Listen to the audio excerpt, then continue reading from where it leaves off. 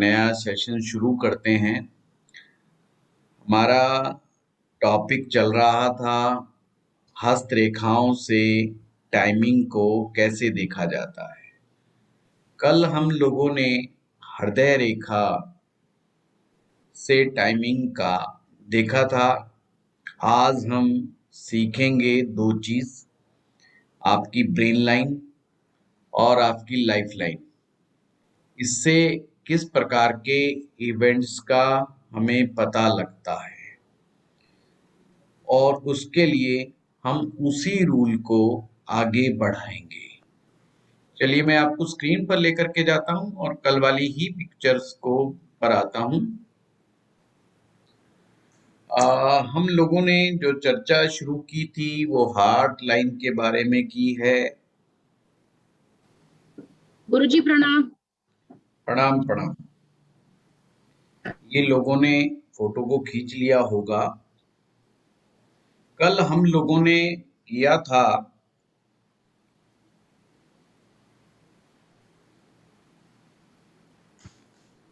कि हम लोगों ने एक हृदय रेखा जो पॉइंट ए से चली और जुपिटर पर चली गई। यहाँ पर मुद्दा ये है ई और सी के बीच का मिड पॉइंट लिया था और उस मिड पॉइंट को डी कहा गया और डी को ए से मिला दिया गया।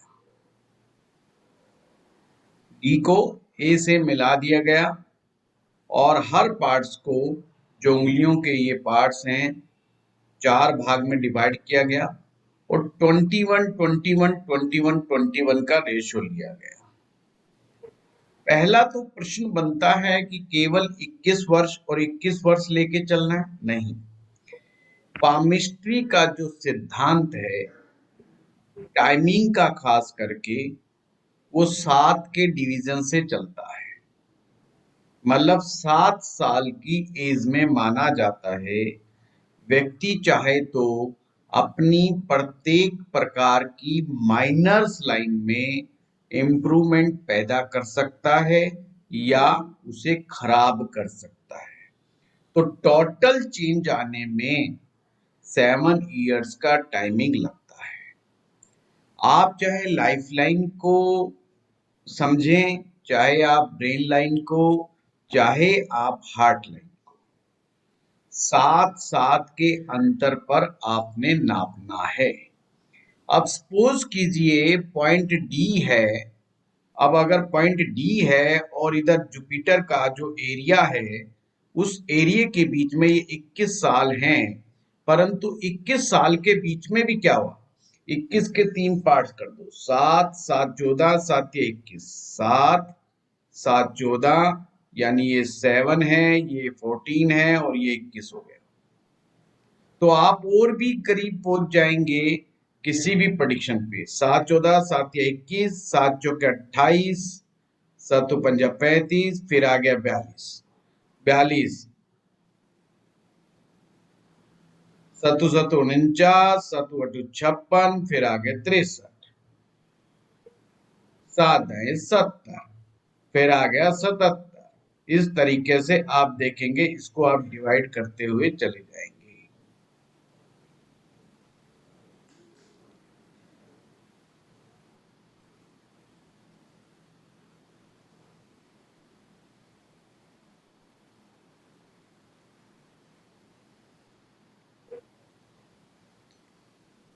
अब हमने आज जो है मस्तिष्क रेखा को समझना है। डी सी इक्वल टू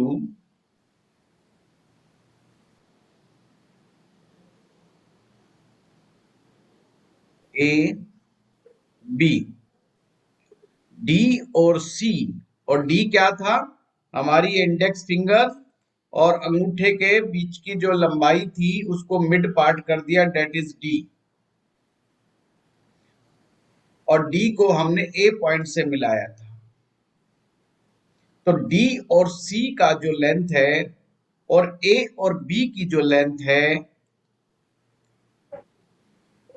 वो बराबर है। अब ए और बी का मिड कर लीजिए, और ए और बी का जो भी मिड करेंगे उसे आपने नाम दे दिया जी, और डी और सी का भी मिड कर लीजिए और उसको एक लाइन खींचिए, आप आपस में मिलाइए। अगर ये परफेक्टली आपकी मस्तिष्क रेखा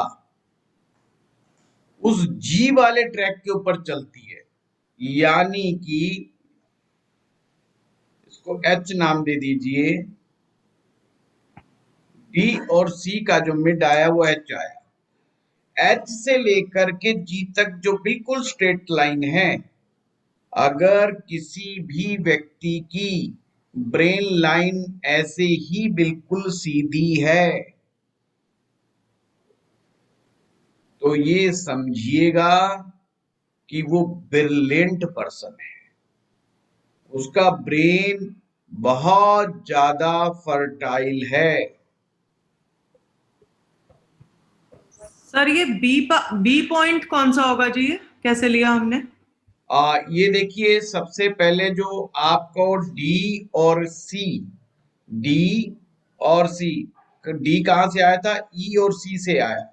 ई का हमने सबसे ऊपर लिया, ये इंडेक्स फिंगर का मूल है और अंगूठे का ये पॉइंट है, एंडिंग पॉइंट जहां से अंगूठा स्टार्ट हो रहा है, उसकी पूरी लेंथ ली और उसका मिड कर दिया। Mid is D, mid is D. आपको डी समझ में आ गया? अब डी और सी की जो लेंथ है उसको ऐसे ला करके आपने ऐसे खींचना है, तो वहां पे बी, यानी ए से बी, इसलिए आप देखें ए और बी उतना ही है जितना डी और सी की लेंथ है, जितना डी और सी की लेंथ है उतनी ही ए और बी की लेंथ है। अब आपने क्या करना है? कुछ नहीं, एक तो आपको इस पार्ट्स करने से, डिवाइड करने से एक चीज क्लियर हो गई, आपका ब्रेन कितना फर्टाइल है, कैलकुलेटेड है, कितना लॉजिकल है, कितना प्रैक्टिकल है, ये आपको पता लग गया। अगर हाथ की रेखा, ब्रेन की रेखा डाउनवर्ड्स जा रही है तो उसमें उतना ही प्रैक्टिकल फैक्टर कम हो जाएगा, इमोशंस का फैक्टर बढ़ जाएगा, रिस्क लेने की कैपेसिटी भी बढ़ जाएगी। अब यहाँ पर हमें देखने वाली बात क्या है, हमें अब पर टाइमिंग को बिल्कुल ऐसे ही आगे बढ़ा देना है, ये ऊपर वाली रेखा को हूबहू वैसे ही बढ़ा देना है, ये ए, ये बी, ये सी, ये डी पार्ट्स हो गए, और वही अब एच से लेकर के ये जो ए तक आया है ये 21 साल, फिर ए से बी 42 साल, बी से सी 63 साल, और फिर सी से आगे जी, ये फिर 84 ईयर्स। मतलब जो आपने जिस तरह से हार्ट लाइन का डिवीजन किया था, सेम आपने केवल ब्रेन लाइन का डिवीजन भी करना है, मतलब वो उसी लाइन को आगे बढ़ा देना है, वो ऐसे बात जो है उसी को आगे बढ़ा देना है, बस डेट इज, ये आपका आ गया। सर एक बात पूछूं? हाँ बोलिए। सर वो डिवीजन वगैरह तो समझ आ गया मुझे, और सिर्फ लाइन कैसे सीधी हो और वो हो, मतलब वो नहीं समझ आया सर। क्या नहीं आया? ब्रेन लाइन का बता रहे थे ना कि वो अगर ऐसी होती है तो ब्रेन, मतलब वो बड़ा होशियार आदमी होता है, इंटेलिजेंट होता है, और वो नहीं समझ आया सर।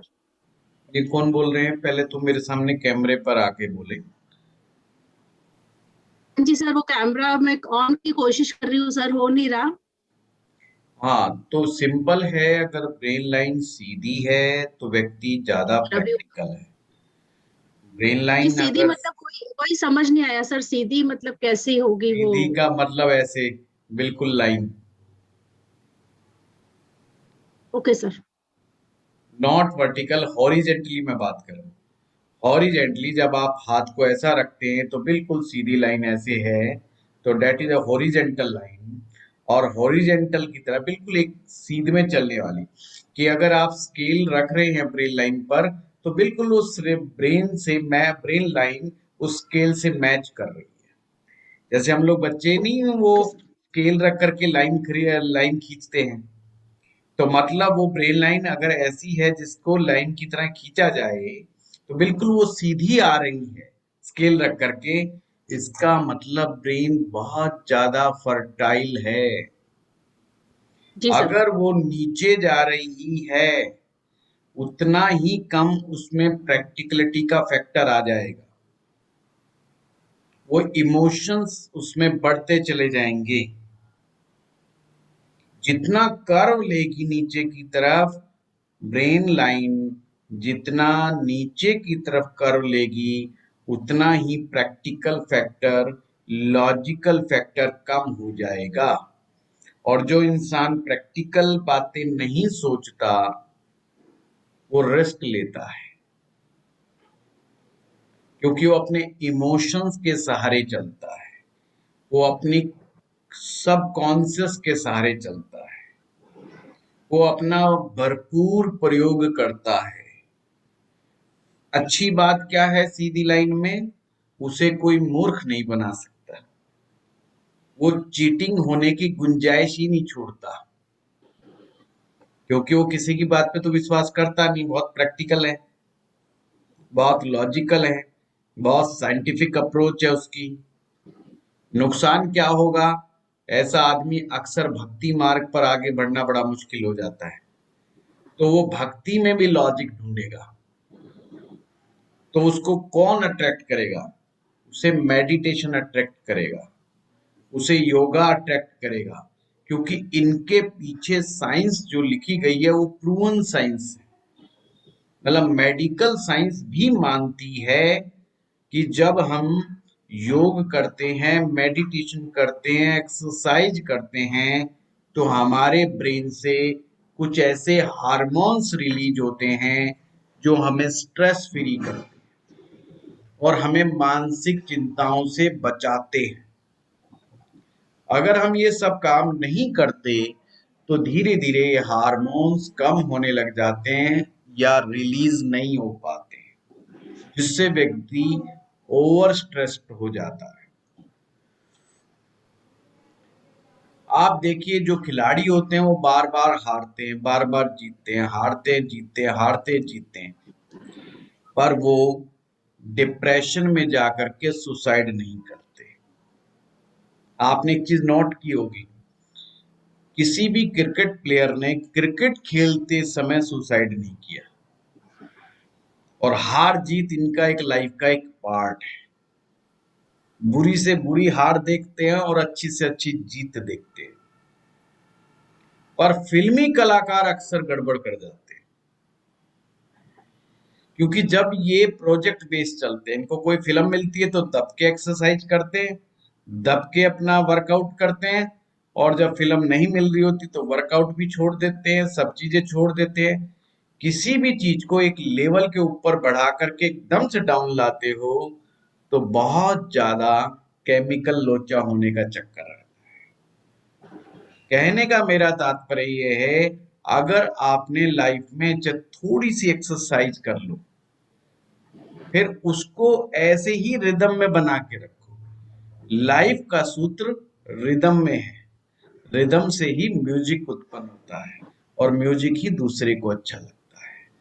ये कोई सेंस नहीं बनती कि आप अक्षय कुमार की तरह काम करें, परंतु ये सेंस जरूर बनती है, चाहे आप 1 किलोमीटर डेली चलें तो आपको डेली 1 किलोमीटर चलना चाहिए।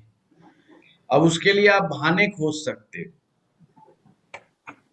तो क्या होगा, जो केमिकल ब्रेन से रिलीज हो रहे हैं वो बिल्कुल हमेशा प्रोपोर्शनेट होकर के ही रिलीज होंगे। एक बार आपने उनको लेवल को बढ़ा दिया फिर एकदम से घटा दिया, वो जब ये अप एंड डाउन होने के कारण ही इन लोगों को ड्रग्स की जरूरत पड़ती है। इसीलिए इन लोगों को ड्रग्स की आदत पड़ जाती है, अदरवाइज इनको कोई जरूरत नहीं है। पॉइंट को समझिए आप बात को। जो प्लेयर हैं वो मेरे ख्याल से ज्यादा हारता है। हर तीसरे दिन मैच होता है, हर चौथे दिन मैच होता है। अब हर रोज थोड़ी जीतना होता है। और जो फसड्डी देश है, जो बार बार हारते हैं, उनके खिलाड़ी भी सुसाइड नहीं करते, क्योंकि उनके अंदर डेली एक्सरसाइज कर करके इतना स्टेमिना बन जाता है और वो इतने हार्मोन्स रिलीज करते हैं कि जो शॉक लगता है उसको बड़े आसानी से एब्जॉर्ब कर जाते हैं। शॉक एब्जॉर्बिंग पावर आपके मंगल ग्रह में है। शॉक को एब्जॉर्ब करने की पावर मंगल के पास होती है। और जब आप अपने स्टेमिना को बढ़ाने से संबंधित एक्सरसाइज करते हैं, it's mean you are enhancing your Mars. आप अपने मंगल को बढ़ा रहे हो, और मंगल जैसे जैसे बढ़ेगा, मंगल में जैसे जैसे इंप्रूवमेंट्स आएगी, आपकी शॉक एब्जॉर्बिंग पावर बढ़ जाएगी। जैसे कोई अचानक से हमें कह दे यार 2 कंट्री का युद्ध हो गया, हमारे पास हमारे दुश्मन सेना ने हमारे ऊपर अटैक कर दिया। जिन लोगों का भी मंगल पावरफुल नहीं है वो सब घबरा जाएंगे, और फौज में जो सीमा पर खड़ा हुआ आदमी है उसमें जोश आ जाएगा, बोला अब की बार नहीं छोड़ेंगे। उसके मुंह से क्या निकलेगा? अब की बार नहीं छोड़ेंगे। और जो हम बैठे हैं, जो बॉस सेफर साइड में बैठे हैं, हम कहेंगे यार भगवान ये कहाँ फंसा दिया। समझ बात को? क्योंकि वो फौजी डेली एक्सरसाइज कर रहा है, वो डेली एक उसका पैटर्न बना हुआ है। जैसे ही कोई व्यक्ति उस पैटर्न से बाहर आएगा, फिर उसके साथ कुछ भी पॉसिबल है। इसलिए अगर आप किसी चीज की आदत को डेवलप करते हैं, तो आदत को डेवलप करने से पहले उस आदत के बारे में 10 बार सोचिए कि ये आदत ठीक भी है कि नहीं है। चाहे वो आदत अच्छी है, चाहे वो आदत बुरी है। ठीक है जी sir, thank you sir. So easy technique है। जगदीश जी, आप क्या बंदूक दिखाते फिरते हो हैं? आप पूरे चैप्टर को दिखा रहे हो आप। नहीं सर, ये बच्चे का खिलौना मेज पे रखा था सर, वो अभी पोता रख लिया। देखो अभी हमारे क्लास में मंगल इतना एनहांस हुआ नहीं है। देखो सॉरी कुछ सर, लोगों को दौरा पड़ सकता है, तो ये उचित नहीं। Sorry sir, sorry. चलिए, और किसी का कोई क्वेश्चन है बताइए, फिर हम आगे बढ़ेंगे। So simple. जो 21 का मैंने डिवीजन किया है, 21 को आपने 3 पार्ट्स में कर लेना, 7 7 7 कर लेना, आप और भी नियर पहुंच जाएंगे। फिर से कहूंगा, जब तक आपकी प्रैक्टिस बहुत ज्यादा नहीं हो जाती, आप स्केल रखिए। और 6 इंच वाला जो छोटा सा स्केल आता है ना, वो जरूर रखिए अपने पास। वो आपको बहुत एक्यूरेसी के करीब लेकर के जाए। ठीक है? हाँ रमेश। सर नॉर्मली जो मस्तिष्क रेखा है वो लास्ट में जाकर के नीचे जुड़ जाती है, तो इसका मतलब है कि जो एल्डर एज के अंदर आदमी इमोशनल ज्यादा हो जाता है। वो भी आपने बिल्कुल ठीक बात कहा है। देखिए, 2 तरीके से पामिस्ट्री में चीजों को देखा जाता है। जैसे हमारे ज्योतिष में एक तो प्लेसमेंट है और दूसरी है कारक। जब हम किसी के ओवरऑल ब्रेन की पावर को देखते हैं, तो हम पूरी ब्रेन को देखेंगे, पूरी लाइन को देखेंगे। नंबर 1 बात। जब हम किस एज में घटना घट रही है, तो फिर हम डिवीजन की तरफ जाएंगे। जैसे एक लाइन बिल्कुल सीधी हो रही है और एंड पॉइंट पे हल्की सी डाउनवर्ड्स हुई है, तो इसका मतलब वो व्यक्ति ओवरऑल बहुत ब्रेन वाला है, बहुत प्रैक्टिकल है, but in the end of life वो कुछ फ्लेक्सिबल हो गया है, मतलब थोड़ा प्रैक्टिकलिटी से हट गया है। तो ये हम समझ सकते हैं। अब किसी की पहले से ही कर्व लेकर के चल रही है, अब जब से वो कर्व लेना शुरू करती है, उस कर्व की एज को फाइंड आउट कर लो।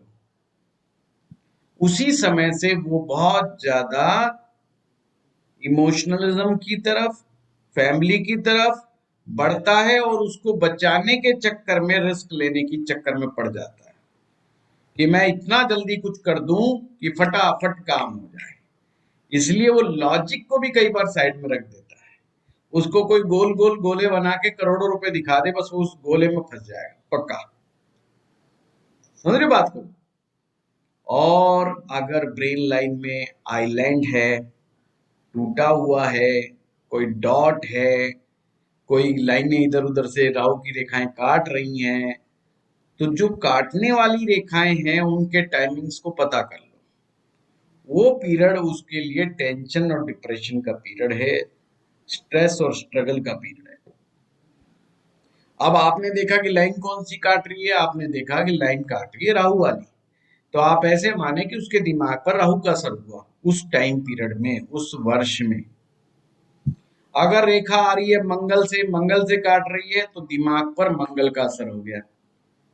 गुस्सा, बेचैनी, रात को नींद नहीं आना, सोचने की प्रॉब्लम, चोट लगना, ऑपरेशन होना, सर्जरी होना, सर्जरी की वजह से दिमाग पर नेगेटिव इम्पैक्ट पड़ना, ये सब घटनाएं उसके साथ घट सकती हैं। और अगर आइलैंड बन गया तो दिमाग में ही हमारे ब्लॉक तैयार हो गया है।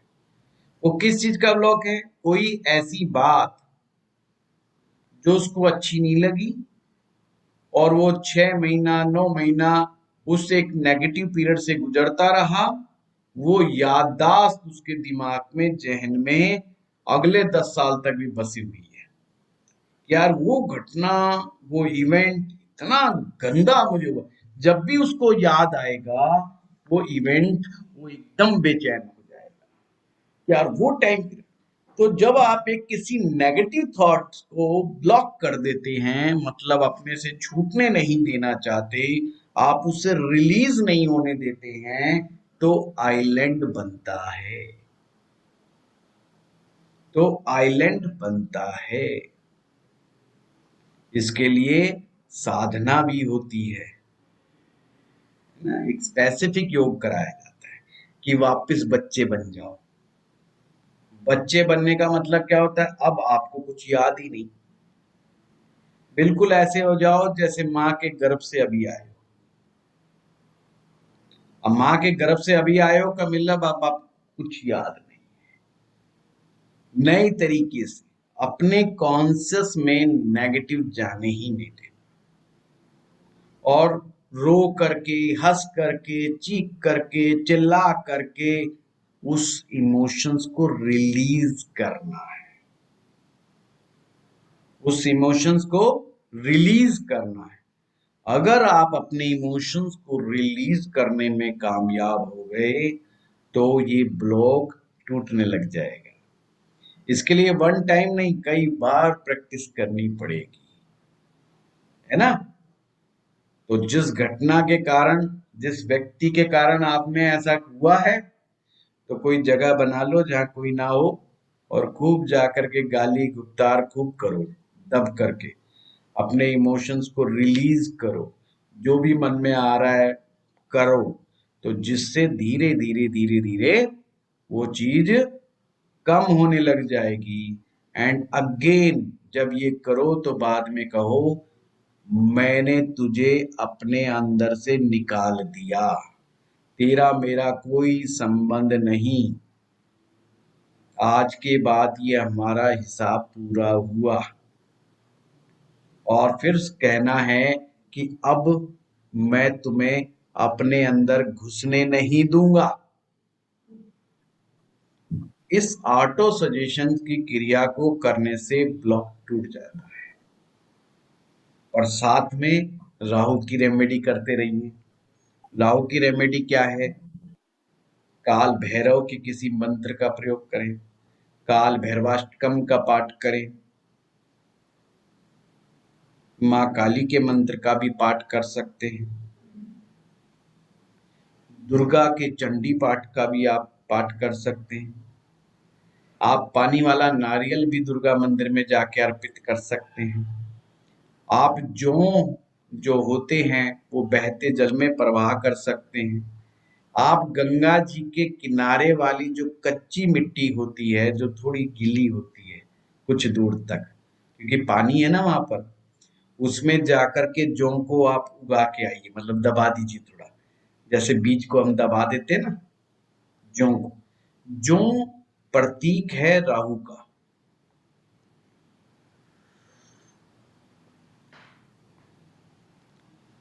तो ये एक सिंबॉलिक है कि हमने राहु को दबा दिया।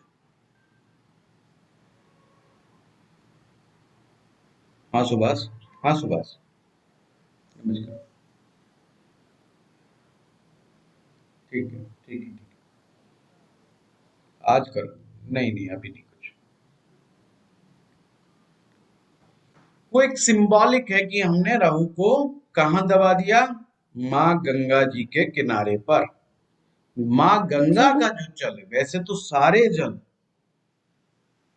सारा जल जो है वो चंद्रमा है, पर शुद्ध चंद्रमा गंगा जी है। शुद्ध चंद्रमा गंगा जी है। इसलिए आपने देखा होगा, कभी आप गंगा जी जाओ तो कुछ लोग दूध चढ़ाते हैं उसमें, जबकि फर्क तो नहीं पड़ता कि दूध अर्पित कर रहा बंदा, है ना। कुछ लोग चांदी के सिक्के छोड़ते हैं। ये सभी उपाय हैं चंद्रमा के। गंगा दर्शन एवं गंगा स्नान से चंद्रमा शुद्ध होता है।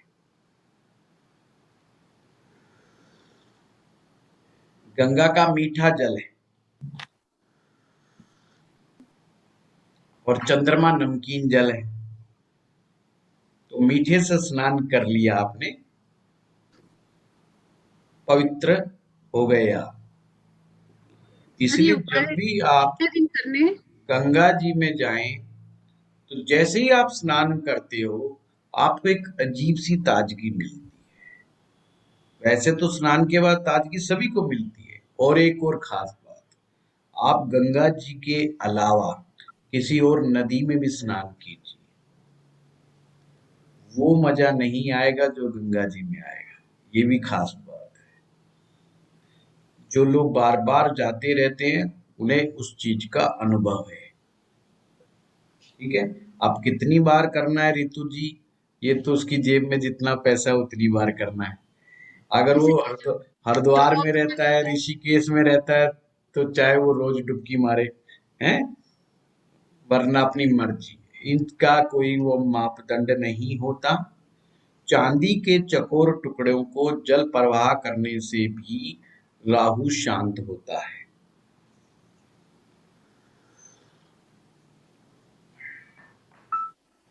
एक्सक्यूज मी सर, हाँ जी, वो जो अगर अपन घर में गमले में लगाए तो? क्या लगा दे? जो? हाँ जी। हाँ लगा दो, नया जो उगाएगा, ये बारले तैयार हो जाएगा। राहु शांत करने के लिए। ये शांत कहाँ हुआ? ये तो आपने बढ़ा दिया। अच्छा, हाँ, बढ़ा दिया ये तो, ठीक है जी, है ना। थैंक ये यू। बियर क्या होती है? बियर, ये जौ का पानी बोलते हैं ना, ये तो जौ का पानी है। हाँ जी। बियर पीने के बाद आदमी को गिल्टी फील नहीं होती, है ना। वो कहता है ये शराब तो है नहीं। हर बियर पीने वाले से पूछो, वो कहेगा ये शराब नहीं है, it's mean I am vegetarian, है। हम प्योर वेजिटेरियन है, पर अंडा अंडा खाते हैं। तो ये उसी प्रकार से है कि हम शराब नहीं पीते, क्योंकि हम बिल्कुल धार्मिक व्यक्ति हैं। तो जौ का पानी पी लेते हैं। जौ का पानी पी करके वो खुश हो जाते हैं कि अब हमने कोई पाप कर्म नहीं किया। तो ये राहु वाली स्थिति है। राहु इंसान को कृत्रिम खुशी देता है, बनावटी खुशी देता है ना। हमेशा देखना, बियर पीने वाला रोता नहीं है, हंसता है। दारू पीने वाले का कोई भरोसा नहीं है, वो रोने लग गया तो चुप नहीं होगा। वो रो रो करके फिर पूरा दिखाएगा कि देखो मेरे साथ कितना बड़ा दुख है, कितना बड़ा कष्ट है। इसीलिए अक्सर शादियों में जवान लड़के बियर पीते हैं, उन्हें पता नहीं क्या खुशी महसूस होती है। ये राहु का इम्पैक्ट है, only is Rahu. Thank you sir. अब दिक्कत क्या होती है, हमने समझना है राहु कर क्या रहा है हमारी लाइफ में। तो ये चीज समझ में आएगी कि दबाना है कि उगाना है कि बहाना है, दबाना है कि उगाना है कि बहाना है या खाना है। जौ है अंदर से ठंडा होता है, इसकी तासीर ठंडी होती है और ये मूत्रल होता है। मूत्रल का मतलब पेशाब को लगाने वाला, डायरेटिक, पेशाब को बढ़ाता है। आप जौ का दलिया खाएंगे, गर्मियों में जौ का दलिया खा लेना चाहिए और उसमें थोड़ी छाछ मिला लो, इट्स वेरी नाइस। अगर राहु आपके भेजे को गर्म कर रहा है, राहु भेजे को भी तो गर्म कर देता है, वो जैसे फिल्म बनी है भेजा फ्राई, तो अगर भेजा फ्राई होता हो राहु की वजह से, तो फिर आप राहु का भी भेजा फ्राई कर दो, यानी कि जौ को थोड़ा सा भून लो और भून करके उसके टुकड़े टुकड़े कर लो, दलिया बना लो और उसको भिगो के रख दो 3-4 घंटे के लिए, पानी में भिगो के रख दो और फिर उसको खूब अच्छे से पानी में मिला करके दलिया बना लो उसका। और अगर उसको ठंडा करो 4-5 घंटे और फिर ठंडा ही खाना है, ध्यान रखना, फिर ठंडा ही खाना है, छाछ के साथ खाओगे तो अच्छा रहेगा, तो भेजा ठंडा हो जाएगा, नींद आ जाएगी। नींद लाने का बहुत बेहतरीन तरीका है, अच्छा तरीका है। हाँ रमेश। कुछ लोग गुरुजी जैसे रात में जौ अपने बेड के नीचे रख देते हैं, सिरहाने के पीछे जैसे भिगो करके 1.25 किलो, और अगले दिन उसको परवाह करते हैं या फिर पीपल के नीचे रख देते हैं, क्या वो भी एक उपाय होता है? पीपल के नीचे रखने से कोई फायदा नहीं होगा। देखो, जब आप जल प्रवाह करते हो तो उसे मछलियां खाएंगी। हमेशा उपाय करते समय ये सोचना है कि इसका एंड रिजल्ट क्या होगा। अगर आप पानी में बहाएंगे तो मछली आएगी और मछली खाएगी, और मछली खुद राहु का रूप है।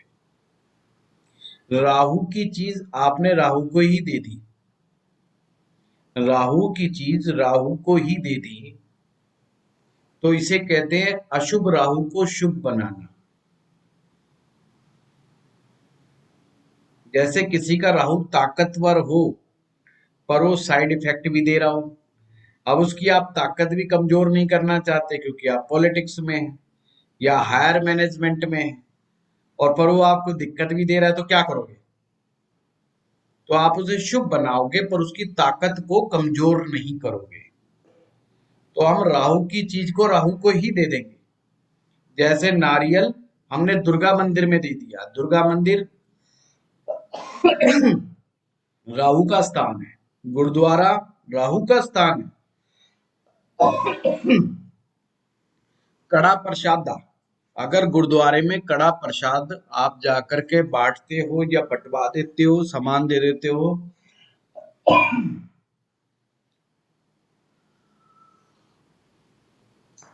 तो राहु को दे दिया। जो कड़े प्रसादे का जो घी होता है ना ऊपर, वो ऐसा प्रसाद बनाना है जिसमें घी ऊपर तक दिखाई दे, तो ये आपने अशुभ राहु को शुभ बना दिया। अब कहीं पर जल ना प्रवाहित होता हो तो क्या करें? अब गुड़गांव में ये बड़ी समस्या है, तो क्या करेगा? तो उसे कहिए कड़ा प्रसादा बनाए और तो इस तरीके से भी आप उपाय कर सकते हैं। घर में मछली रख के उसको भी दे सकते हैं सर। कांसे का बर्तन में देसी घी डालें, उसमें चांदी का हाथी बनवाएं छोटा सा, वो डालें और अपनी सूरत दें और किसी भिखारी को दे दें। राहु का उपाय हो गया।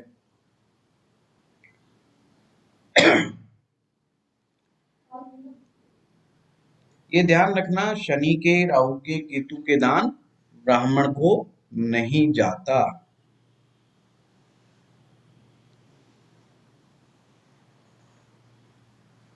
तो जौ का दलिया खाने से बिल्कुल बियर वाली फीलिंग आएगी, पी के मस्त हो जाओगे, सो जाओगे। अब गर्मियां आ रही हैं, खाओ पियो मौज लो।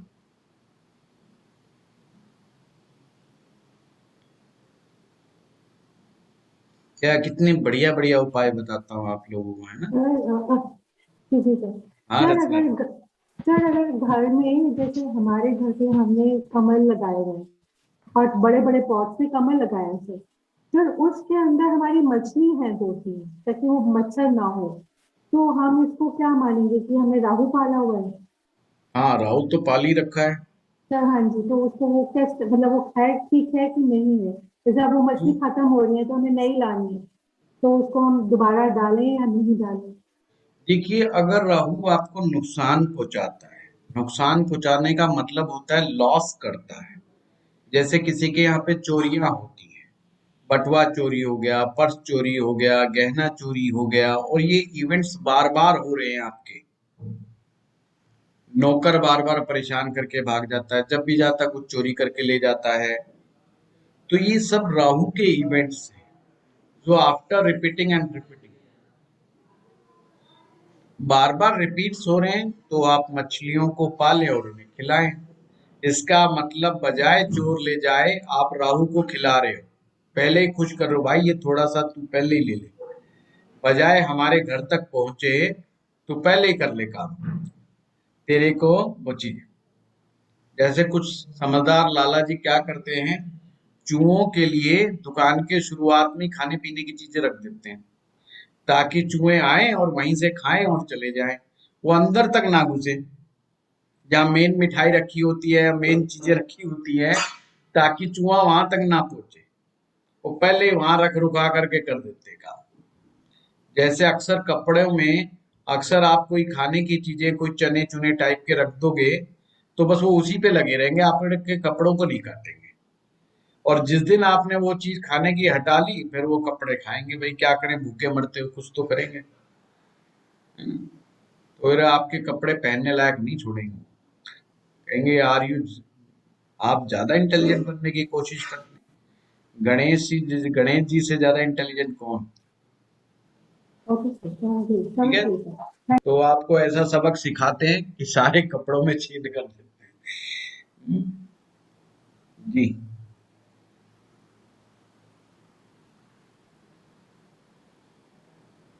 हो गया? और कोई क्वेश्चन?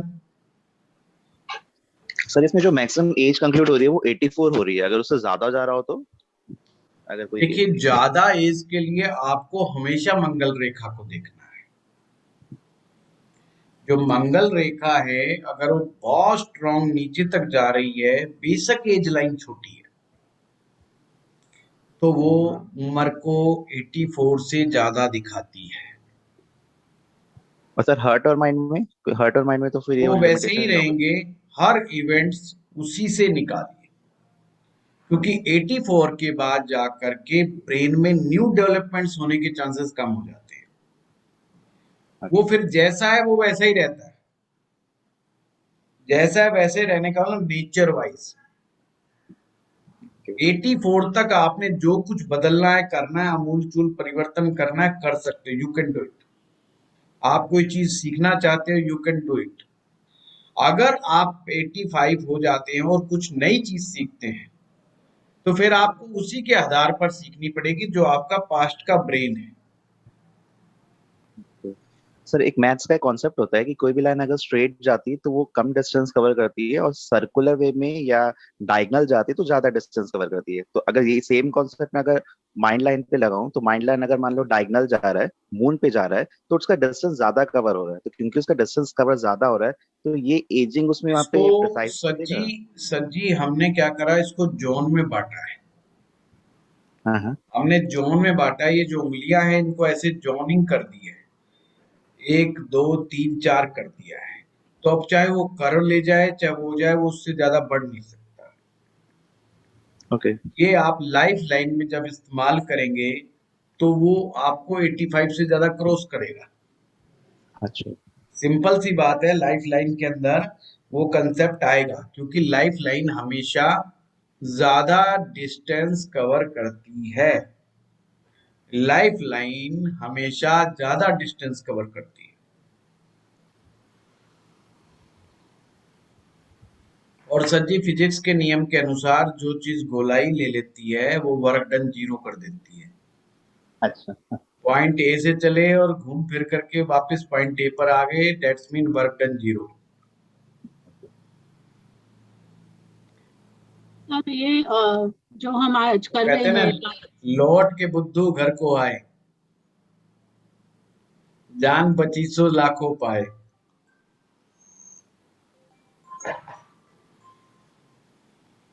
सर एक ओल्ड एज के नमस्कार अंदर सर। काफी जी सर।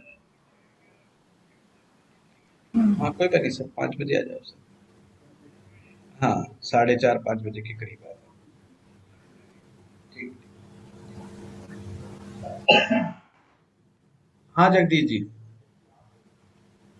सर ये एक कई बार ये देखा है कि ओल्ड एज के अंदर व्यक्ति सब कुछ भूल जाता है। कई बार तो जिनकी एज बहुत ज्यादा हो जाती है, एक दो बंदे तो ऐसे देखे हैं कि वो अपना नाम तक भूल जाते हैं। तो उस केस में क्या ब्रेन का डिफेक्ट आ जाता है, या ब्रेन ऊपर मुड़ती है या नीचे मुड़ती है, और या उसको हम थोड़ा सा उपचार करना चाहें तो वो कैसे कर सकते हैं इसका? जगदीश जी, नंबर 1, ना वो ऊपर मुड़ती ना नीचे मुड़ती जी। ये डिपेंड्स करता है कि उसके परिवार वाले कैसे। अगर परिवार वालों ने ज्यादा दुखी किया है तो फिर वो भूल जाता है, फिर वो नहीं, नाम तक याद नहीं रखता। परिवार वाले दुखी नहीं कर रहे, बल्कि वो मतलब परेशान है उससे कि भाई उसको सभी कुछ भूल गई, और इतनी एज भी ज्यादा नहीं है, लेकिन वो लेडी कई है कि बार सब कुछ भूलने वाले बहुत इंटेलिजेंट होते हैं, वो बताते नहीं है। भूलना एक अच्छी क्रिया है। जैसे किसी किसी में भूत आ जाता है तो ये एक अच्छी क्रिया है, कभी कभी आ जाना चाहिए। उससे क्या होता है, उसकी बहुत सारी समस्याएं शॉर्ट आउट हो जाती हैं जो प्रैक्टिकली नहीं होती हैं। जी जी। वैसे तो नहीं वो जगदीश जी, ओल्ड एज में इस बीमारी को डिमेंशिया कहते हैं। जी जी। हाँ हाँ। जो भूलने की बीमारी होती है ये एज के साथ साथ डेवलप हो जाती है, पर ये due hmm, to brain line नहीं पता चलता इस चीज से।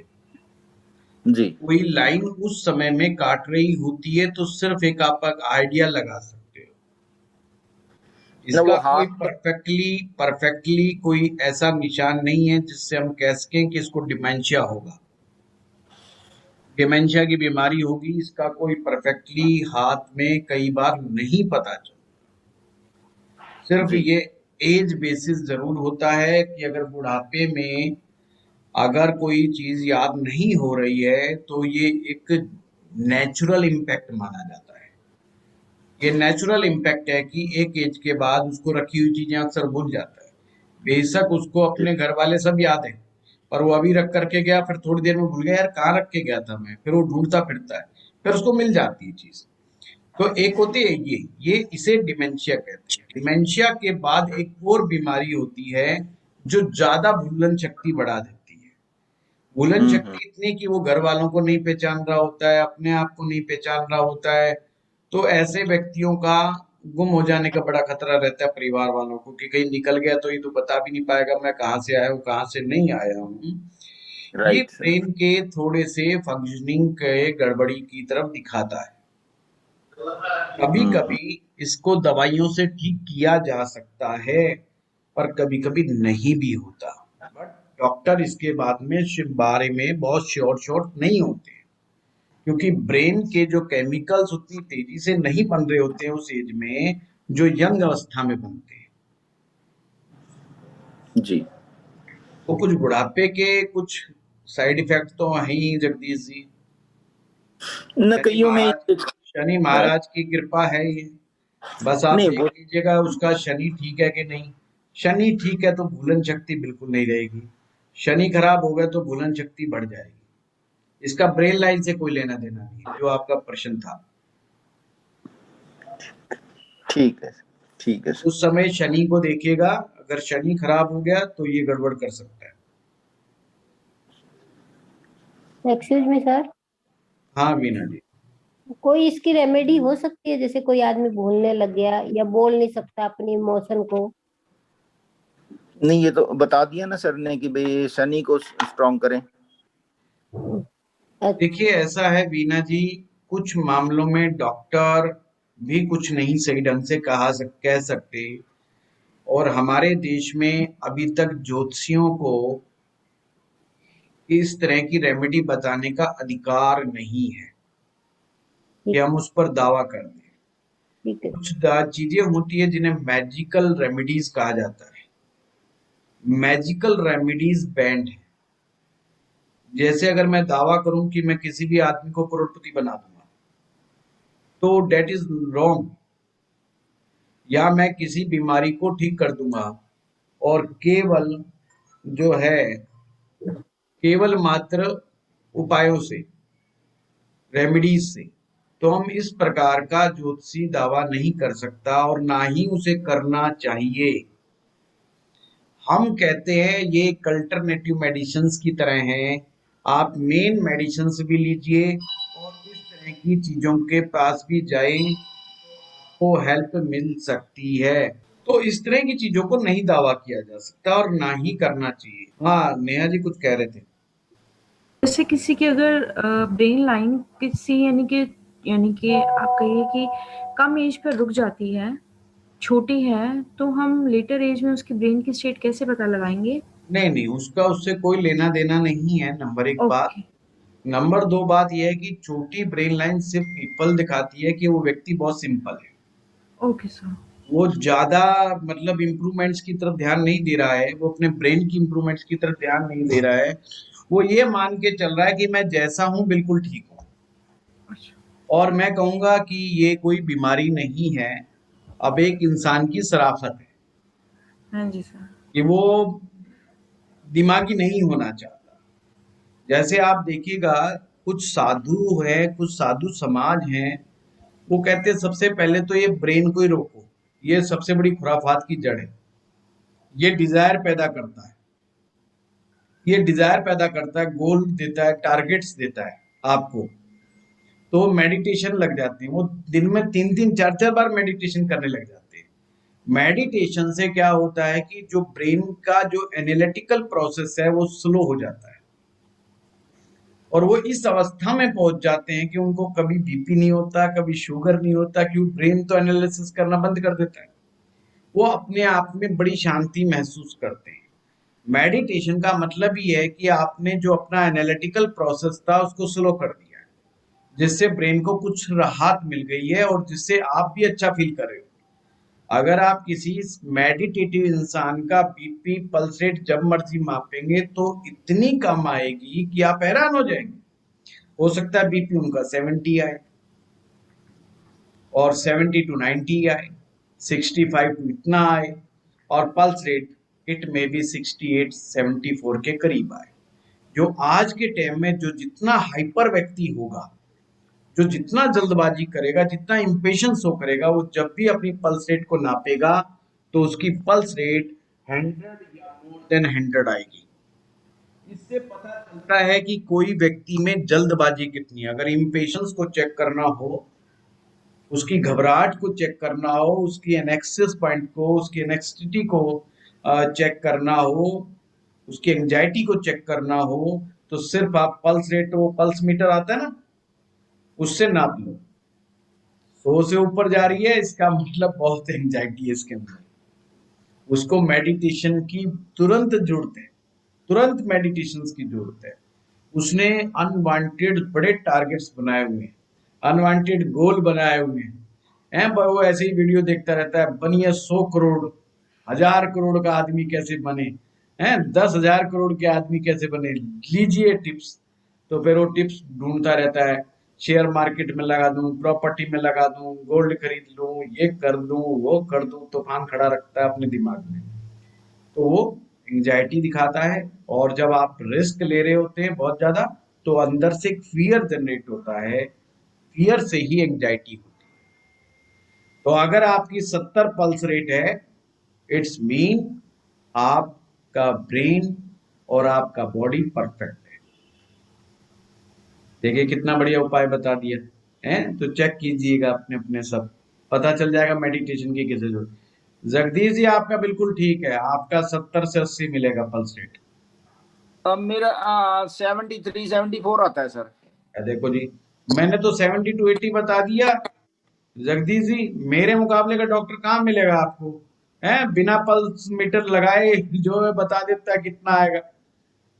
है, रमेश का 100 से ऊपर आएगा। रमेश चाहे माप के देख ले। नहीं सर, मेरा 80 से 90 के बीच में था पहले। ना ना ना, गड़बड़ कर रहे हो। मैं सबके बीच में नपवा दूंगा। मैं कहूँगा लाओ पल्स मीटर, देखो अभी चेक है करो। सर, हाँ अभी लेके आओ, दिखाऊंगा सर। लेके आओ लेके आओ। हाँ देखो, सबको दिखाना आज। रमेश के जो क्वेश्चन होते हैं ना, उससे पता चलता है पल्स मीटर जो है वो आगे जा रही है। सर आगे मेरा जा कितना रही हो है। गया? सर भूपेंद्र। ज्यादा क्वेश्चन पूछना का मतलब है पल्स रेट ज्यादा है। लो एक सूत्र और बता दिया। सर भूपेंद्र, मेरा कितना हो गया सर? आपका जो है ना, देखिए आपका भी 90 से 100 के बीच में रह सकता है भूपेंद्र जी। बिल्कुल सही सर। हाँ सर आज मतलब अब हम लोग ये जो कैलकुलेशन कर रहे हैं, अंगूठे के पीछे से इधर पॉइंट्स होते हैं जिससे ब्लड ग्रुप पता चलता है।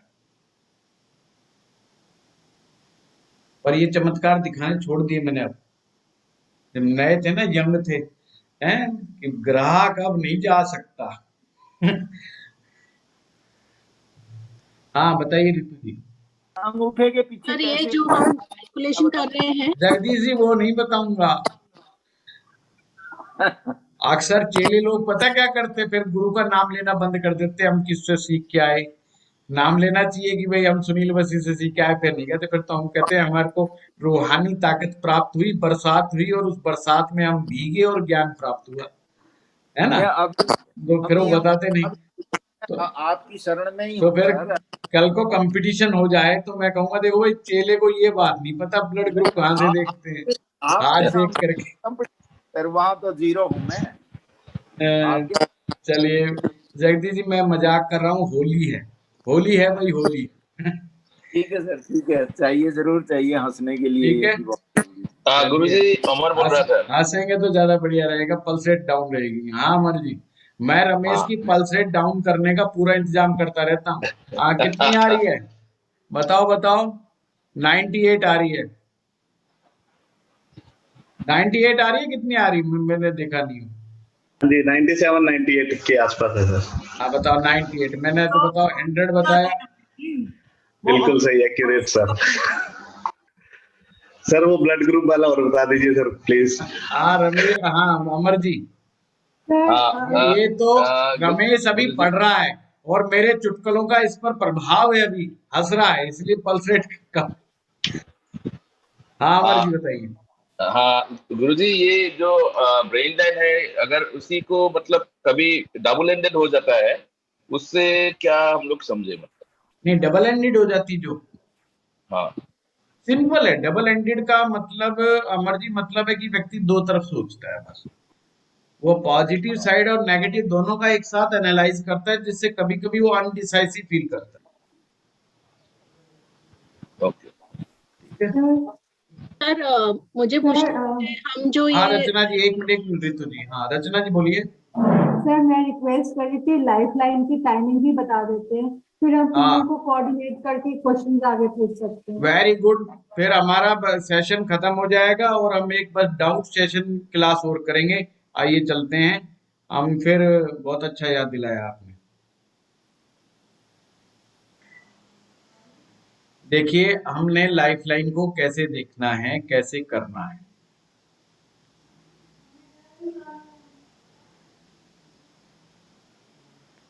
लाइफ लाइन आप जानते ही, इसका फोटो खींच लीजिए बस, फिर मैं आप लोगों के पास। सिंपल है।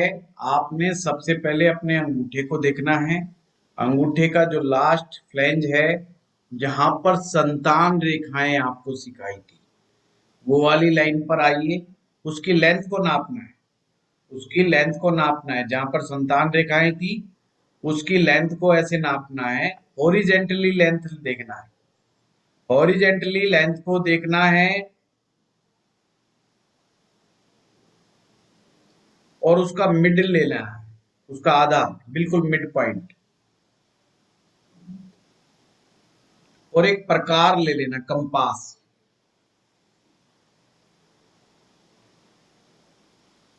मैं स्पीकर व्यूज लेता हूं ताकि आपको समझ में आ सर जाए। एक मिनट मैं स्पीकर। हाँ हाँ हाँ जगदीश जी।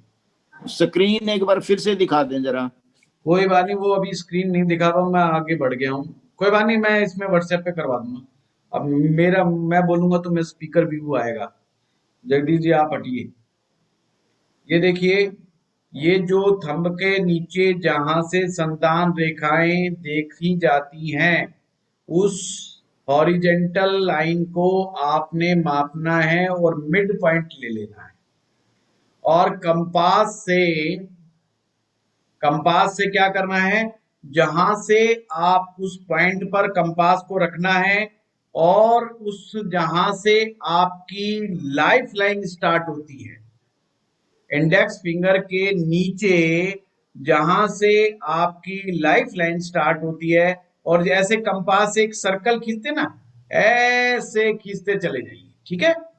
अब आपने क्या करना है, उस पॉइंट को जहां पे मिड पॉइंट है निशान लगाइए, और सबसे पहले इस वाले पोर्शन यहां से शुरू हुई है जो बाहरी आउटर है, और उसको उससे मिला लीजिए। वो 7 साल है। वो कितना है, 7 साल, 7 ईयर्स।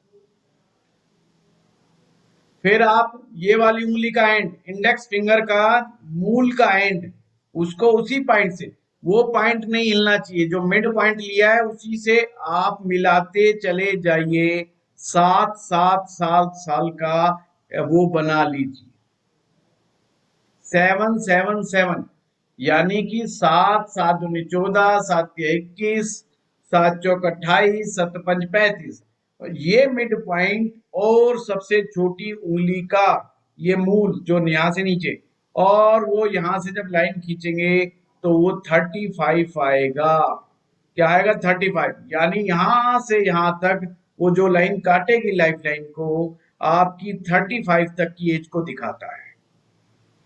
और फिर उसी चाप को उसी डिस्टेंस पे आप कट कट कट लगाते जाएंगे, तो आपको सेम आप अंदाजे से भी कर सकते हो।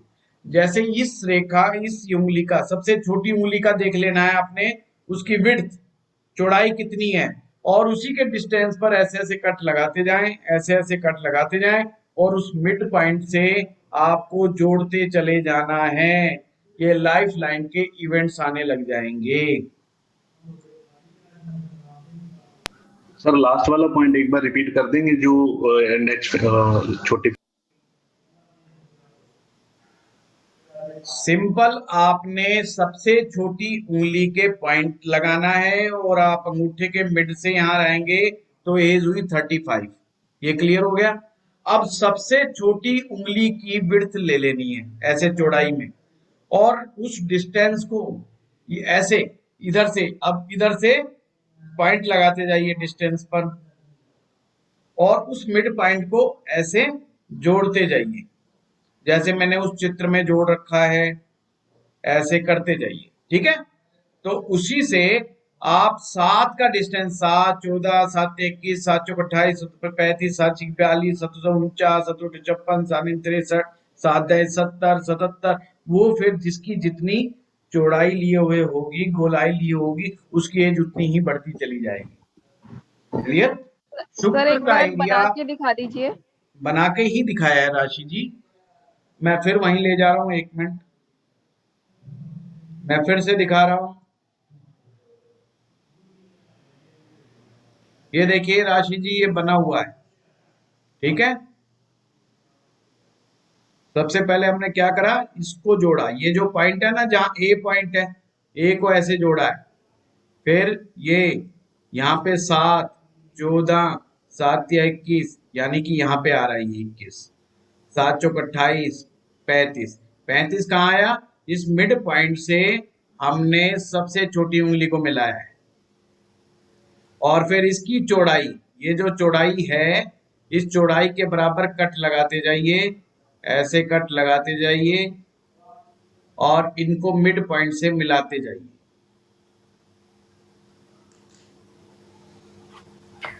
सर स्मॉल फिंगर का टू यानी उसकी विड्थ को हाफ में डिवाइड करके नीचे की विड्थ जी, और उसको मान लीजिए 2 mm आ रही है, तो इधर से लिया, नीचे 2 mm पे कट लगा दीजिए। ठीक है।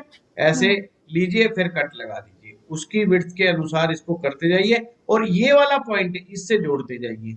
तो यहाँ पर जो आएगा, जैसे कोई राहु की रेखा निकली और उसने ऐसे कट मार दिया, तो आपने इस उम्र को फाइंड आउट करना है कि ये कौन सी उम्र में कट लगा है। पॉइंट समझे? जैसे ये रेखा टूट गई, यहाँ पे टूट गई या वो हो गई है, तो आपने देखा ना ये गड़बड़ कौन से एरिया में हुई। या आइलैंड बन गया, सपोज करो ये यहाँ आइलैंड बन गया एक, तो ये आइलैंड कहाँ पर बना, उस टाइम पीरियड को आप जांच लो। आइलैंड का मतलब ब्लॉकेज, आइलैंड मीन्स ब्लॉक।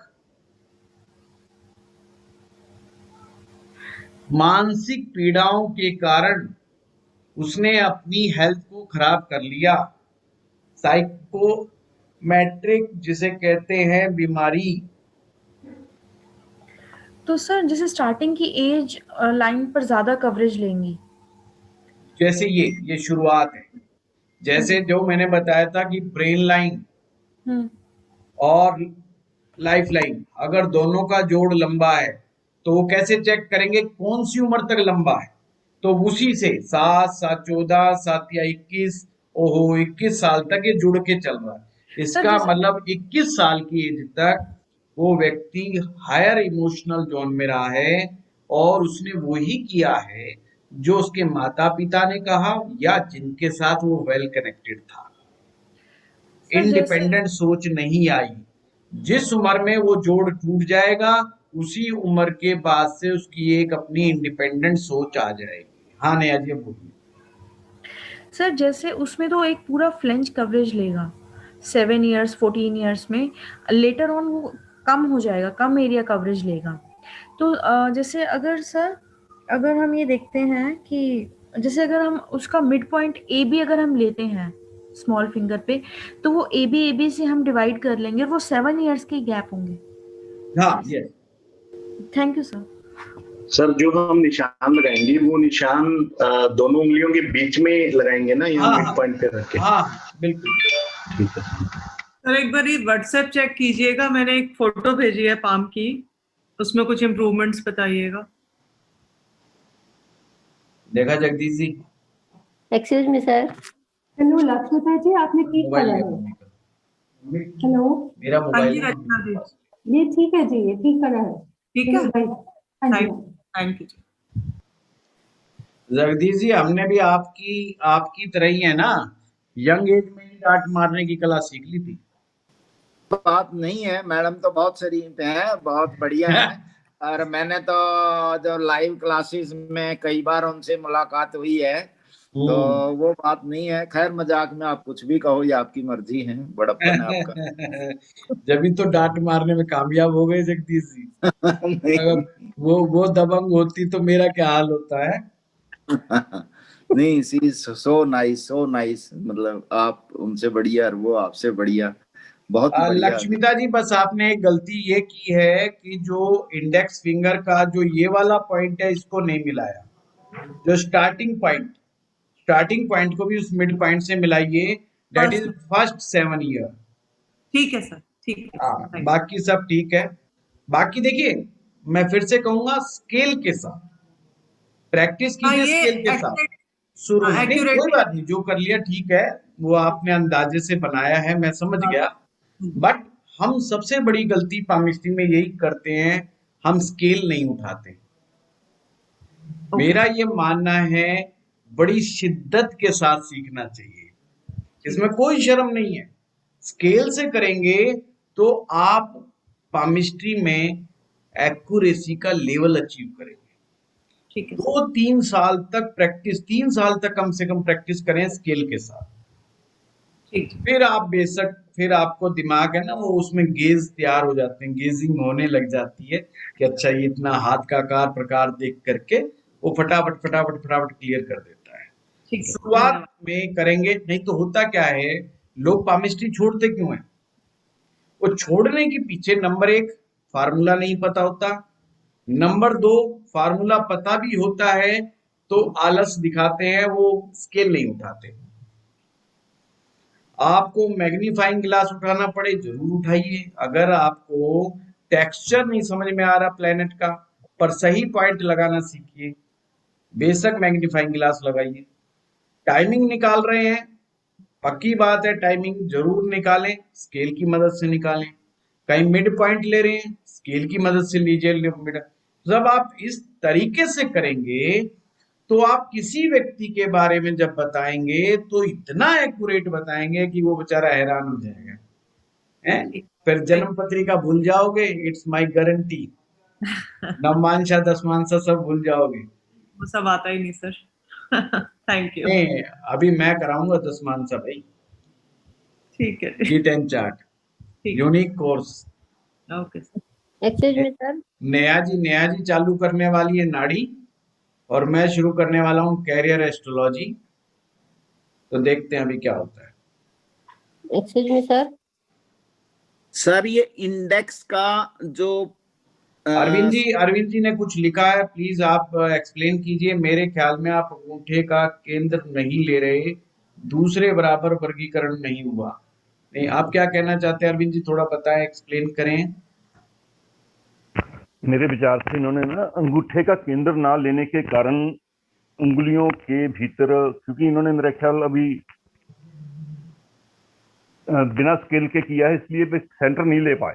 अच्छा समझ गया। वे सेंटर नहीं ले पाए। हाँ नहीं, वो तो मैं कह रहा हूँ इन्होंने अंदाजे से किया है।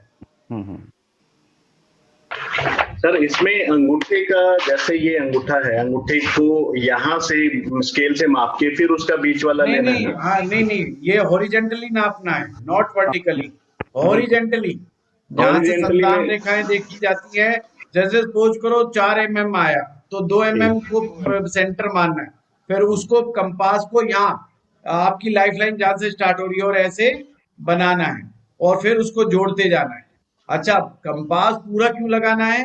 जो कंपास के सर्कल के अंदर लाइफ लाइन आएगी, डेट इज, उसे सीधी रेखा बोलते हैं, उसे जीवन रेखा का सीधा होना बोलते हैं, और वो व्यक्ति का स्ट्रगल पीरियड होता है,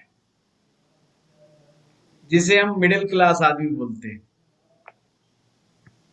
मिडिल क्लास आदमी का ये जो गोलाई पूरी परफेक्ट नहीं होती, वो अंदर की तरफ आ जाती लाइफ लाइन, और जो पीछे से खूब पैसा लिए हुए होता है, पिताजी का, माताजी का, दादाजी का, तो वो गोलाई लिए हुए होता है, या गोलाई कई बार बढ़ भी जाती है, तो वो एंजॉय कर रहा होता है लाइफ को, पैसा बहुत होता है उसके पास। ठीक है, सो सिंपल। सर जैसे ऐसे ले लिया हमने और ऐसे ले लिया, फिर इन दोनों का मिड पॉइंट ऐसे ही ना सर? हाँ, पर जो संतान वाली रेखा, नहीं यार, तुम कहाँ, फिर बीच में नीचे नहीं आना, अंगूठे का मूल, अंगूठा जहाँ से, अंगूठे हाँ बिल्कुल, हाँ वहीं पे पॉइंट लगाओ, उसके अंदर नीचे नहीं आना, शुक्र के ऊपर नहीं आना।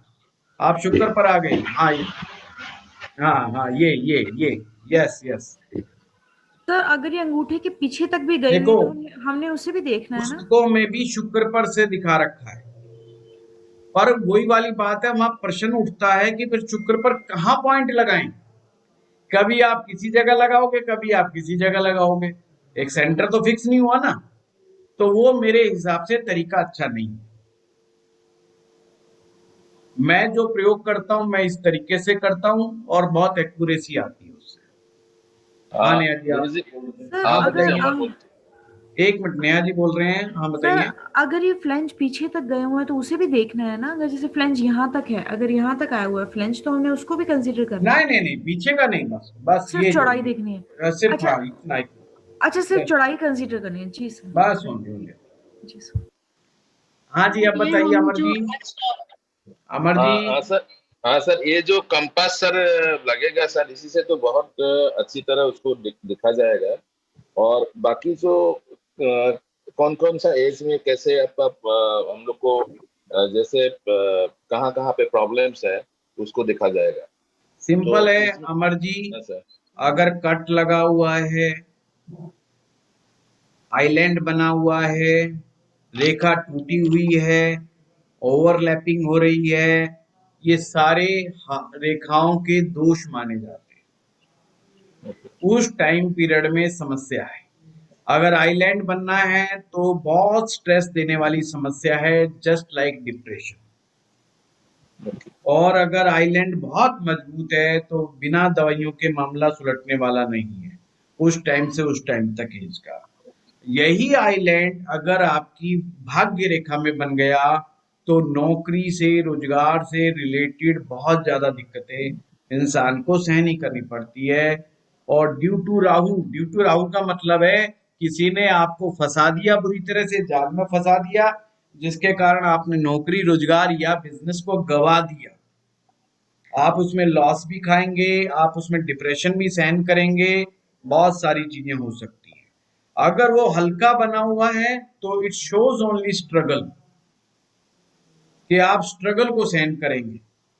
अगर वो नहीं बना हुआ है, अगर केवल कुठार रेखा बनी हुई है, कुठार रेखा पैसा तो देगी, हमेशा ध्यान रखना, धन तो आएगा बट स्ट्रगल बराबर बना रहेगा।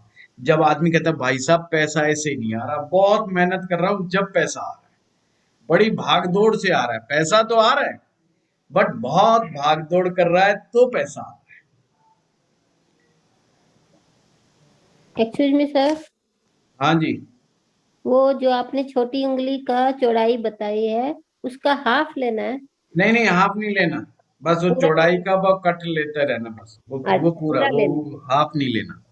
ठीक है जी, थैंक यू सर। ठीक अच्छा है, सर, छोटी उंगली की पूरी चौड़ाई लेनी है जितनी उसकी हाँ चौड़ाई है, हाँ, छोटी उंगली की हाफ पूरी नहीं। चौड़ाई, हाँ नहीं जी हाफ का हाँ चौड़ाई, जी हाफ का सिर्फ अंगूठे में ही है। हाँ जी सर। अच्छा, यही एज फैक्टर्स भाग्य रेखा में भी एक्सटेंड हो जाएंगे?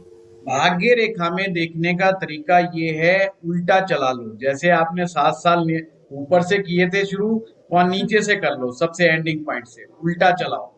जी उल्टा चलाने का मतलब 7, 7 14, 7 21, 7 चौक 28।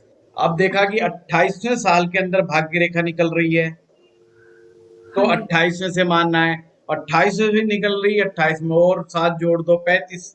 अब 35 से निकल रही है तो वहां से देख लो। अगर 28 और 35 के बीच में से निकल रही है तो 3.5 साल हाफ कर लो, तो भाई 32वां साल होगा, तो फिर 32वें साल से देख लो। यानी तो एज वाली ही डिवीजन लेनी है जो हाँ, एज एज वाली लेनी है। फर्क ये था, जब आप लाइफ लाइन को नाप रहे थे ऊपर से लेकर के जा रहे थे, अच्छा अब आप इसमें भाग्य रेखा को नाप रहे हो तो नीचे से लेकर के जा रहे हो। जी 7 14, 7 21, 7 चौक 28, मतलब 35, वहीं पर पॉइंट वही रहेगा 35। 35 के बाद 42, ये उतना ही बढ़ता चला जाएगा, तो वो आपने देखनी है। जी सर। यानी जहाँ ब्रेन लाइन लगभग 35 को अगर आप जोड़ेंगे तो लगभग ब्रेन लाइन जो वाला पॉइंट जो यहाँ बीच में आएगा वो 35 आएगा। जी सर। यानी कि कोई भाग्य रेखा अगर ब्रेन लाइन से स्टार्ट हो रही है तो 35 से 36 साल की एज में भाग्य रेखा हो जाती है। सेम आपकी सूर्य रेखा है, उसको भी ऐसे ही देखना है, मतलब ब्रेन लाइन से अगर और हार्ट लाइन के बीच में से उदयमान हो रही है तो इसका नाम 35, और 35 से फिर आगे आप जाएंगे 42, उसके बीच में हो रही है। अगर हार्ट लाइन से उदयमान हो रही है तो यानी कि 42वें साल के बाद से सूर्य रेखा आपको अच्छा असर दिखाएगी। ऐसे ही आप ऊपर टाइमिंग लेते चले जाएंगे, पर वो उल्टा हो जाएगा, नीचे से 7-7 के डिवीजन आ रहे हैं और वैसे क्रॉस करते जाएंगे, उसी पीरियड में आप लोगों ने नाप लेना है। एक ही सूत्र है, भाग्य रेखा सूर्य रेखा को उल्टे से लेना है, लाइफ लाइन को ऐसे सीधे से लेना है। एक बार डिवीजन करने के बाद अपने आप समझ में आ जाएगा, प्रैक्टिस कर करके समझ में आ जाएगा। तो सूर्य रेखा का सर डिवीजन कैसे लेंगे?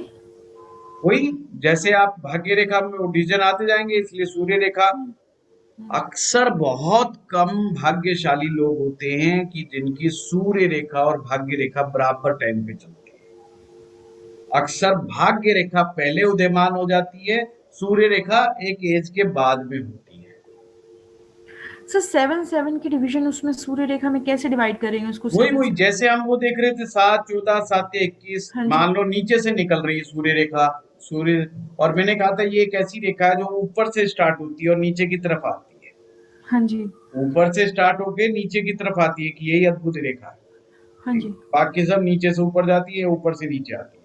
और आपने देखा ये 35 वाले मामले से नीचे और आ गई, तो अब आपने देखना ये 28वां साल है कि 20वां साल है कि 22वां साल है, कौन से जोन में पड़ रही है। क्योंकि आप 7, 14, 7 या 21 करते आ रहे हैं। 7 चौक 28, 21 और 28 के बीच में यहाँ से हो रही है, तो बीच में आप देखो कहाँ पॉइंट आ रहा है, तो उसके अनुमान मतलब पामिस्ट्री में 6 मंथ का प्लस माइनस चलता है। जी सर। या फिर सर इसमें ऐसे भी कर सकते हैं ना सर, क्योंकि ये जो सन लाइन है वो लक लाइन के इक्विवेलेंट ही है, तो अगर किसी ने लक लाइन निकाली तो उसके पैरेलल में जो एक लाइन जहाँ पे सन लाइन इंटरसेक्ट करेगी वो दोनों सेम ही होगी। मैथ्स का भी सेम कॉन्सेप्ट नहीं, उसको थोड़ा सा माप तोड़ लीजिएगा। आती लगभग जो आप कह रहे हो वो वैसी ही है, पर फिर भी इट मे बी 1 और 2 इयर्स आगे पीछे हो सकता है। ओके। एक्सक्यूज मी सर, विवाह रेखा भी ऐसे ही नापेंगे? नहीं, विवाह रेखा को नापने का तरीका क्या है, जीवन रेखा से जो रेखा निकल कर भाग्य रेखा को जिस समय टच कर रही होगी वो चीज फाइंड आउट कर लीजिए। हाँ जी। दूसरी चीज, आपने लड़की के केस में जुपिटर को देखना है, लड़के के केस में शुक्र को देखना है। अब शुक्र हिलता उलता तो है नहीं, उसकी पावर देखनी है, और मून को देखना है। तो क्या चीज हुई, चंद्रमा और शुक्र लड़के के केस में, जुपिटर लड़की के केस में, प्लस ये जो बुध के नीचे जो रेखा है उसको मैंने बताया था हाफ कर लीजिए, यानी कि जहां पर वो रेखा उदयमान हो रही है वो क्या है, वो उसके मन की इच्छा है कि अब मुझे जीवन साथी मिलना चाहिए। First is thought. शादी के लिए पहली जरूरत क्या है कि आपके दिमाग में विचार आना चाहिए कि भाई मुझे शादी करना है, मीन्स मुझे रिलेशनशिप में जाना है। विचार आ गया, जब वो बहुत स्ट्रांग हो रही है उस टाइम पीरियड को माप लो, और फिर आपने एग्जैक्ट कब लेना है, जब जीवन रेखा से कोई रेखा निकल के भाग्य रेखा को टच कर रही है, that is a final time period of your marriage. अब आपने लड़की का देखना है, अक्सर लोग लड़की का पूछते जी कब तक शादी होगी, तो आपने जुपिटर को देखना है कि जुपिटर क्या राइट प्लेस्ड है, वो खिसका हुआ तो नहीं है। अगर खिसका हुआ है तो शादी में डिले होगा। तो उसको गुरु के उपाय बताएं, जुपिटर से रिलेटेड उपाय बताएं लड़की को, ताकि गुरु का टेक्सचर बिल्कुल एपिक पॉइंट, एपिक सेंटर ये मिड में आ जाए, और आते ही फिर वो शादी करवा दें। सर जहां से लाइफ लाइन स्टार्ट होती है उसको हम 0 पॉइंट कंसीडर करेंगे या 1 फर्स्ट ईयर कंसीडर करेंगे? 0। उसी के हिसाब से उसको हम कट करते जाएंगे और एक्यूरेट साल हम निकाल सकते हैं शादी का। धन्यवाद। ओके, नमस्कार सर।